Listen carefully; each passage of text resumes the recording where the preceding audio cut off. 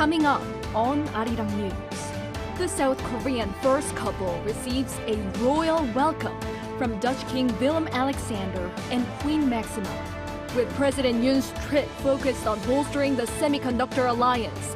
We'll be visiting the headquarters of ASML.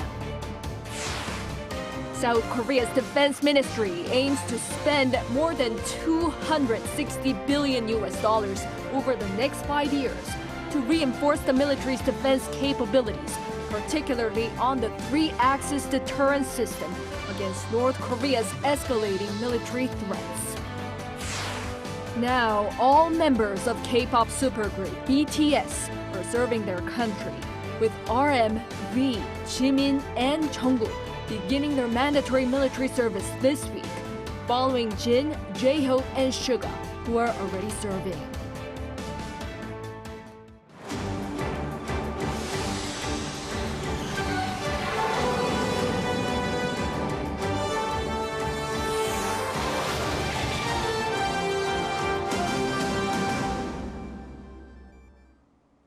Good evening. It's 9 p.m. here in Seoul. Thank you for joining us on Arirang News.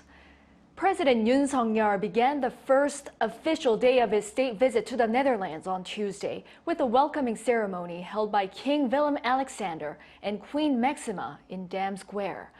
Followed by a formal introduction, a performance of national anthems, and an inspection of an honor guard, Yoon headed into the royal palace where he was scheduled to attend a reception and lunch hosted by the king. Then, the South Korean leader and Dutch king will visit the Netherlands chip equipment giant ASML's headquarters in the afternoon before an official state dinner is held in the evening. Staying in Amsterdam, on Monday evening, President Yoon Suk-yeol took part in a banquet with the Korean community.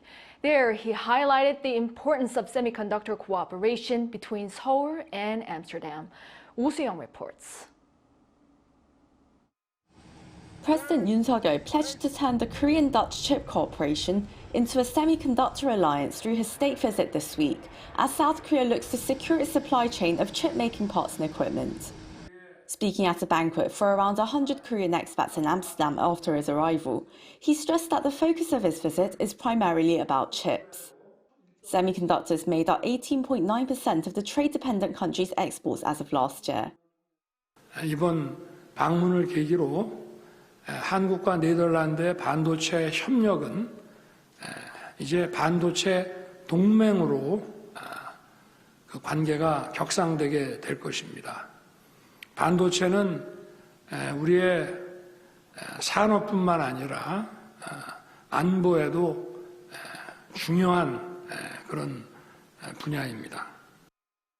Yoon and King Willem-Alexander will visit the headquarters of ASML, the world's largest producer of lithographers, core equipment used for making semiconductors. The heads of major chip producers Samsung and SK Hynix Lee Jae-yong and Choi Tae-won will also join the visit. The South Korean president will become the first world leader to have access to the clean room facility, where he is likely to get a glimpse of extreme ultraviolet lithography machines capable of producing 2-nanometer chips, roughly 10 to 15 times faster than 3-nanometer chips, currently the most advanced on the market.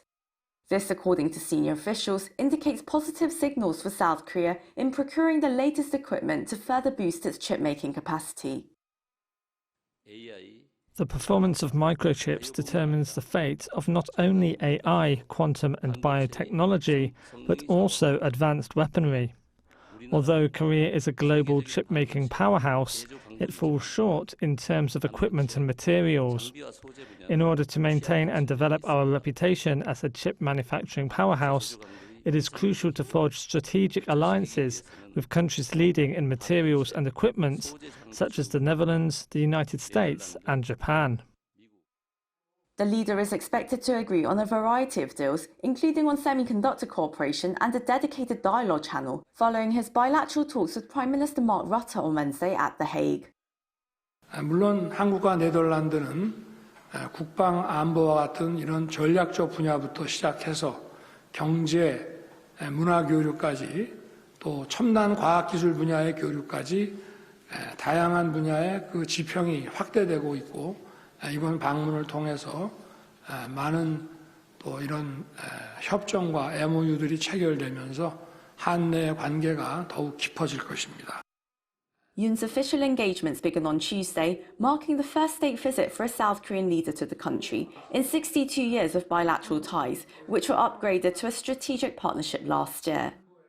The two-side strategic partnership will set out to bolster their security cooperation rooted in their solidarity of shared values and economic security cooperation based on their high-tech alliance. 오수영, Arirang News, Amsterdam. Shifting gears, amid growing concerns following North Korea's recent launch of a military spy satellite, South Korea is seeking to spend more than $260 billion on defense over the next 5 years, with a focus on bolstering its three-axis deterrence system. Our Peunji explains more. The Ministry of National Defense is looking to spend nearly 350 trillion Korean won, or $266 billion over the next 5 years, to bolster the military's defense capabilities.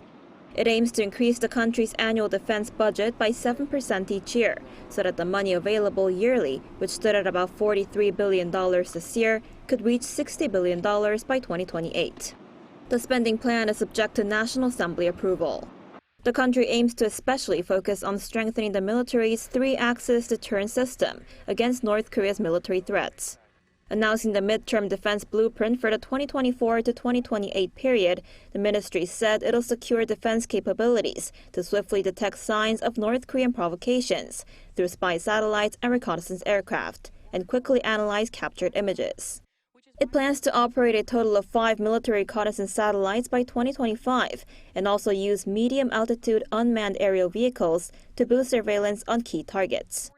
By 2028, the ministry also aims to complete the deployment of tactical surface-to-surface missiles designed to destroy hostile tunnel targets, and deploy more stealth fighters and 3,000-ton submarines equipped with submarine-launched ballistic missiles. As part of efforts to better defend the capital area and the country's key facilities, it plans to use various missile systems, including the Cheongung-2 surface-to-air missile and a long-range surface-to-air missile. It also plans to develop improved versions of medium-range and long-range missiles over the next 5 years to create a multi-layered missile defense system. Peunji, Arirang News. South Korea and the United States will hold the second meeting of the bilateral Nuclear Consultative Group this week to strengthen the allies' nuclear response to North Korea's growing provocations. The presidential office said Tuesday that the meeting will take place on Friday in Washington, D.C., led by their national security councils with participants including officials from defense, foreign affairs, military, and intelligence sectors. The NCG was formed earlier this year as part of President Yoon and President Joe Biden's Washington declaration amid North Korea's escalating nuclear and missile threats to regional security. The upcoming meeting will evaluate progress made on initial action plans set out at the first meeting in July and specify future directives. In the Middle East, Israel says the war in Gaza will end with the surrender of Palestinian militant group Hamas, as the Israeli forces are close to dismantling the final 2 Hamas strongholds in northern Gaza. Meanwhile, Hamas-run Gaza's health ministry says over 18,000 Palestinians have now been killed. Our Lee Seung-jae has the latest. Israeli Defense Minister Yoav Gallant said Monday that Israeli troops are encircling Hamas's last 2 strongholds in northern Gaza, adding that Hamas battalions in the Jabalia and Shijaya areas are on the verge of dismantling. The defense minister added that the Hamas fighters that have already surrendered said they are short of weapons and food. He went on to say that Israeli forces are near a breaking point in the northern Gaza Strip, calling upon remaining Hamas fighters to surrender, as he promised to spare their lives if they do so. The comments come as the Israel Defense Forces and the Israeli Security Agency announced last week that more than 500 Hamas and Islamic Jihad fighters had been captured over the past month. Gaza's health ministry reported that over 18,000 Palestinians have now been killed since the start of the armed conflict. The ministry spokesperson also reported that the bodies of 208 dead Palestinians were transferred to hospitals in the Gaza Strip during the past 24 hours, with over 400 others injured during that time. He called on medical teams around the world to go to the Gaza Strip to help with life-saving operations for the wounded Gazans, stressing that hundreds of wounded people are seeking treatment. Meanwhile, according to a report by the Washington Post on Monday, Israel used U.S.-supplied white phosphorus munitions in an October attack in southern Lebanon that injured at least 9 civilians. According to the report, a journalist working for the Post found remnants of 3 155mm artillery rounds fired into Deira, near the border of Israel. The attacks incinerated at least 4 homes. The rounds were said to have been saturated with white phosphorus that burns at high temperatures. Despite accusations of war crimes by human rights groups, the Israel Defense Forces said that white phosphorus shells launched by Israel are used to create smoke screens, not for targeting or causing fires, adding that it complies and goes beyond the requirements of international law. 이승재, Arirang News. Ukrainian President Volodymyr Zelenskyy is in the U.S. to urge lawmakers to greenlight more military support for his country. This comes as a proposed military aid package remains stalled in Congress. Our Park Geon-woo has the details. Ukrainian President Volodymyr Zelenskyy has arrived in Washington, D.C. on Monday in an attempt to rescue a U.S. defense support package worth $60 billion to Kyiv. The package is currently stalled in U.S. Congress as it's opposed by Republicans who are arguing that more money should be used for domestic security at the U.S.-Mexico border. Zelenskyy's appeal is seemingly even more crucial as Congress begins its holiday recess at the end of this week. According to a statement by the White House the day before, Zelenskyy's visit was meant to underscore the United States' unshakable commitment to supporting the people of Ukraine as they defend themselves against Russia's brutal invasion. The arrival of the Ukrainian president makes it his 3rd visit to the U.S. since the war began in February 2022. During Zelenskyy's speech at the National Defense University in Washington on Monday, he asked for continued support while saying Ukraine has not given up. Ukrainians haven't given up and won't give up. We know what to do, and you can count on Ukraine, and we hope just as much to be able to count on you. He added, when the support of freedom fighters goes down, that is when Russia's dreams come true. Following his remark, U.S. Secretary of Defense Lloyd Austin promised unshakable support for Kyiv. And the United States is proud to stand with you. And make no mistake, America's commitment to supporting Ukraine against Russian aggression is unshakable. Meanwhile, President Zelenskyy is also set to meet with U.S. President Joe Biden on Tuesday. They are expected to discuss the U.S.'s ongoing commitment to Ukraine as well as its country's need for more funds. Park Geon-woo, Arirang News. The UN's COP28 climate summit is yet to reach an agreement over the summit statement. It's because a large group of countries criticized the draft agreement's omission of a commitment to phase out fossil fuels. Our Yoon reports. The COP28 climate summit negotiations drag on as countries have not come to an agreement on the summit statement. After many countries criticized the draft version as too weak because it omitted a phase-out of fossil fuels, a new draft document was expected early on Tuesday, ahead of the scheduled close of the conference at 11 a.m. local time. According to Reuters, a 100-strong group of countries, including the United States, EU, and Australia, demanded a firm commitment and criticized the draft as too weak. Deals at UN climate summits must be passed by consensus by the nearly 200 countries present. On Monday, a draft of the COP28 agreement was published by the summit president, the United Arab Emirates. It proposed various options and called for reducing the production and consumption of fossil fuels, but the draft did not use the words phase out as seen in previous agreements. An earlier draft on Friday had included phase out, something climate campaigners, low-lying island states, and the European Union have been advocating for. But the latest draft called for reducing the consumption and production of fossil fuels in a just, orderly, and equitable manner, so as to achieve net zero by before or around 2050 in keeping with the science. It also provides 8 options that countries could use to cut emissions, including tripling renewable energy capacity by 2030 and scaling up technologies to capture CO2 emissions.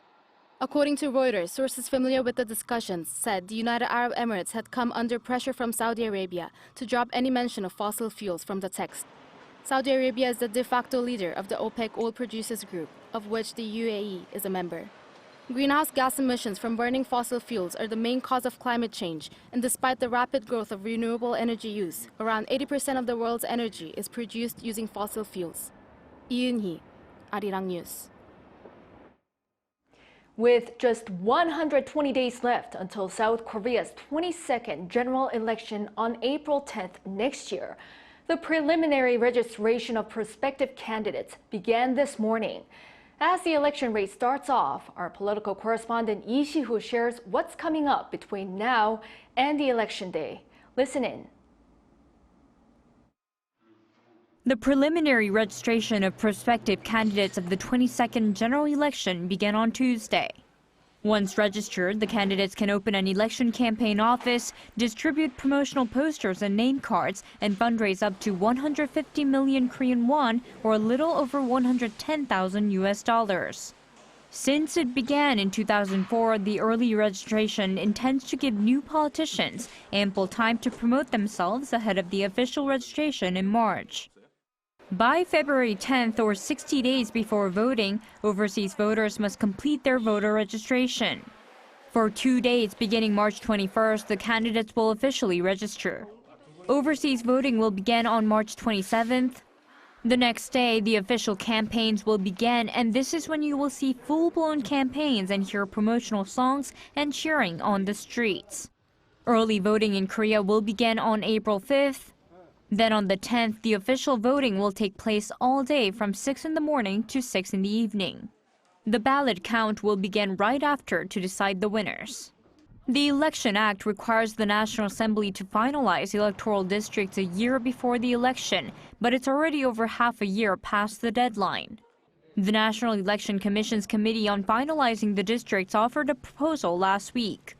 But the main opposition Democratic Party says that the proposal favors the ruling People Power Party, while the PPP says it simply reflects changes in population. The delay in the process is causing candidates to register to run without knowing exactly which district they might be trying to represent. Lee Si-hoo, Arirang News. The government is extending a fuel tax cut for 2 more months until February next year. The tax cuts were initially put in place to help curb inflationary pressure amid rising oil prices, and the most recent extension in October was set to expire at the end of this year. However, the conflict between Israel and Hamas prompted the new extension due to supply concerns.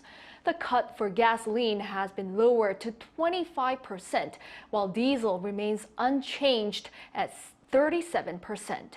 Despite Dubai crude used as the base rate for imported oil prices dropping from $90 per barrel to $75 this month from October, Finance Ministry emphasized the need for caution before making further decisions amid the ongoing uncertainty in oil prices. Amid an aging population and a rising number of young people delaying marriage, last year, around 35% of households in South Korea were people living alone. According to Statistics Korea on Tuesday, the number of single-person households in 2022 rose to over 7.5 million. Both the figure and the proportion marked a record high since relevant data was first compiled in 2015.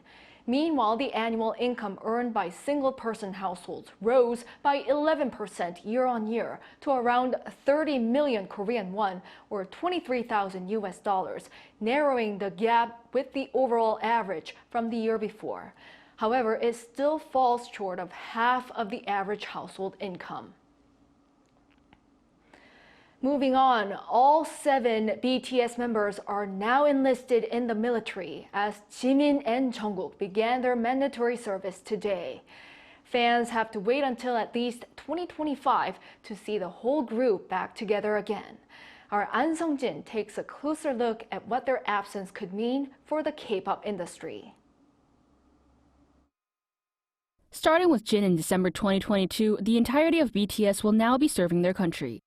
With RM and V joining the army on Monday, the final two members of BTS, Jimin and Jungkook, followed them on Tuesday afternoon. Jin will be discharged first in June 2024, but BTS fans will have to wait until at least June 2025 when the final members are discharged before they can see BTS back together again. Just like their fandom name ARMY, most of the members will be serving in the army, apart from Suga, who is serving in social services due to a shoulder cartilage injury. J-Hope, the group's main performance dancer, joined the army in April this year and will be discharged in October 2024. The four members, RMV, Jimin, Jungkook, who joined this week, are all set to be discharged in June 2025. And as Suga's social service duty requires him to serve 3 more months than the regular army, he will be the last member to finish his duties a few days later. As some members will begin their solo endeavors after their discharge, hopes are high that they will gather together in 2025 and reinitiate their second chapter as a group. As the group's recently renewed contract period begins in 2025, they could release part 2 of their album, The Most Beautiful Moment in Life, which will mark its 10-year anniversary in the year of their discharge.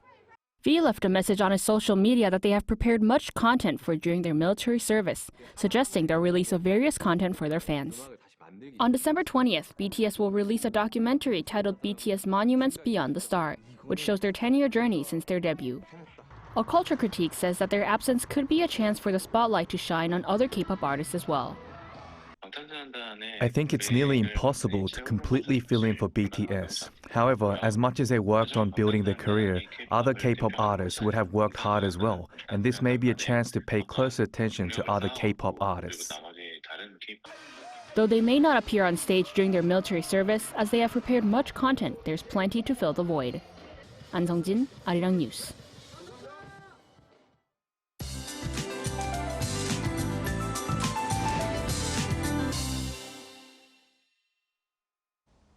The snow and rain we had nationwide for a few days will all go away tonight. We have milder than usual temperatures tomorrow. Maximum temperatures in most areas will stay in double digits. Since temperature swings are expected, please try to dress up warm both in the morning and the evening. Meanwhile, as more rain is expected on Thursday morning, the clouds will gradually increase tomorrow. The fine dust level will be good to normal for the entire country. Tomorrow, most regions will start off at single digits. Seoul will be at 1 degree Celsius, Gwangju 6 degrees. Daytime highs will be a bit higher than today. Seoul will go up to 11, Daejeon, Daegu, and Gyeongju at 14 degrees.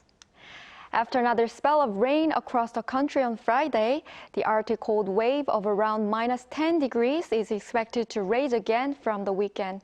That's all for Korea. Here are the weather conditions around the world.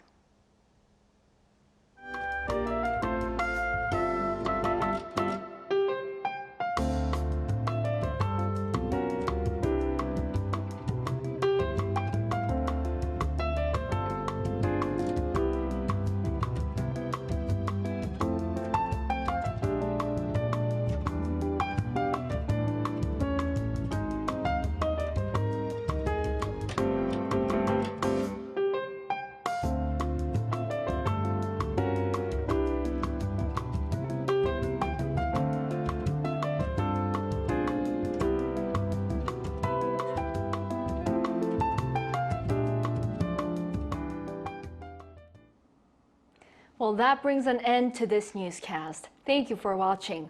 We'll be back at 10 p.m. with the AI headline news. Good night.